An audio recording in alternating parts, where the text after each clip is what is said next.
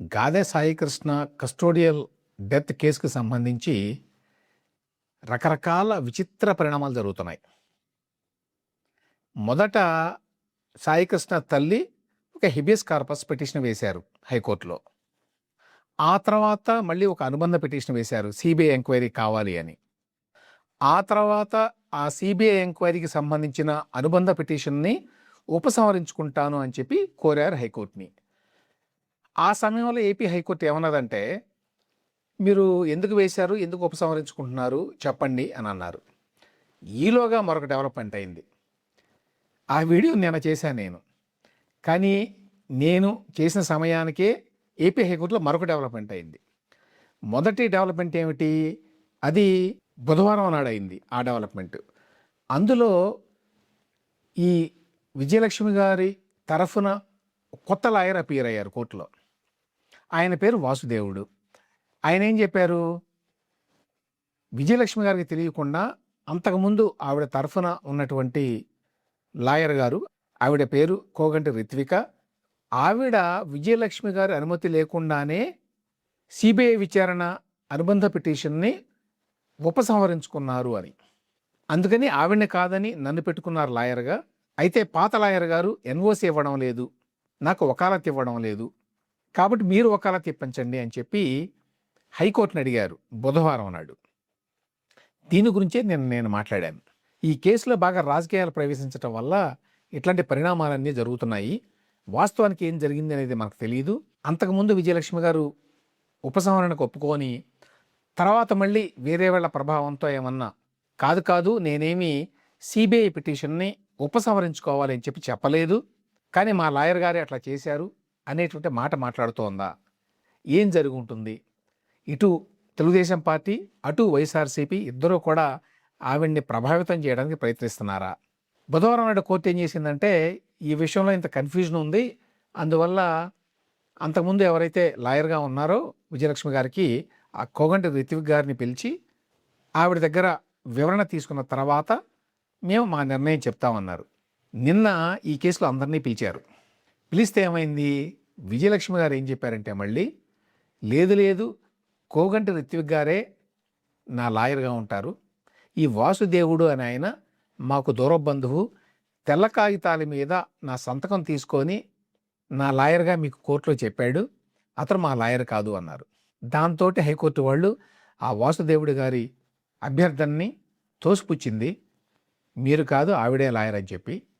So ఫైనల్గా ఇక్కడ అర్థమయ్యే విషయం ఏంటంటే, ఇది చాలా కాంట్రవర్షియల్ కేసు కాబట్టి ఈ కేసులో ప్రభుత్వాన్ని ఏదో ఇబ్బంది పెట్టాలి అనే ఉద్దేశంతో సహజంగానే ప్రతిపక్షం ట్రై చేస్తుంది. కానీ ఇవన్నీ కూడా పొలిటికల్ ఎరీనాలో జరుగుతాయి మామూలుగా.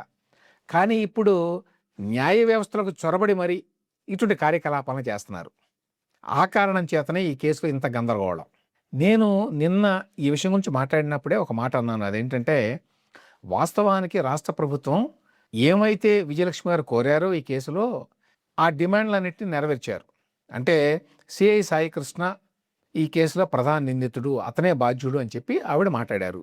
ఆ ప్రకారం అతన్నే బాధ్యుడిగా చేసి కస్టోడియల్ డెత్ అని చెప్పి ప్రభుత్వమే ఛార్జ్షీట్లో రాసింది, కోర్టుకు సమర్పించింది. ఆయనతో పాటు మిగతా పోలీసులు ఎవరైతే ఉన్నారో ఆ స్టేషన్లో వాళ్ళందరి పేర్లు కూడా ఉన్నాయి. ఆ కేసులో 6 మీద ఛార్జెస్ పెడితే అందులో 5 అరెస్ట్ చేశారు, జైల్లో ఉన్నారు ప్రస్తుతం. కాబట్టి ఇంతకంటే ఇంకా చేయగలిగింది ఏమిటి? ఎసెన్షియల్లీ ఈ కేసు కస్టోడియల్ డెత్ కేసు, అంటే పోలీస్ ఎక్సెసెస్ కిందకు వస్తుంది అది. అంతేకాని ప్రభుత్వంలో పెద్దలు ఎవరో ప్రత్యేకమైనటువంటి ఇంట్రెస్ట్ తీసుకొని ఈ కస్టోడియల్ డెత్ కారణమయ్యారు అని చెప్పడానికి ఎటువంటి ఆధారాలు లేవు. ప్రభుత్వంలో ఈ చంద్రబాబు నాయుడు గారికో మరొకరికో మరొక మంత్రికో ఎవరికో రోల్ ఉంది ఇందులో అని చెప్పడానికి ఎటువంటి ఆధారం లేదు. ఆ మాట గాదె విజయలక్ష్మి గారు కూడా అనలా, ఆ సాయికృష్ణ తల్లి కూడా ఎప్పుడు అనలా. ఇది ప్రధానంగా పోలీసులు చేసిన పనే అనేది ఆవిడ అన్నది. ఆ తర్వాత వచ్చినటువంటి అనేక రిపోర్ట్లు చెప్పింది అదే, ఛార్జ్షీట్లో ఇప్పుడు ప్రభుత్వం వేసింది కూడా అదే. కాబట్టి సిబిఐ ఎంక్వైరీ కోసం వెళ్లాల్సిన అవసరం ఏముంది?